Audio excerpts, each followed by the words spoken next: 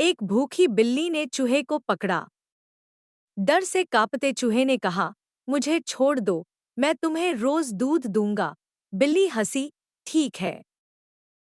अगले दिन चूहा सच में दूध लाया। यह सिलसिला चला और वे गहरे दोस्त बन गए। अब बिल्ली दूध पीती है, चूहा उसकी गोदी में सोता है। सब हैरान हैं, पर वे कहते हैं, सच्ची दोस्ती डर से नहीं, भरोसे से बनती है।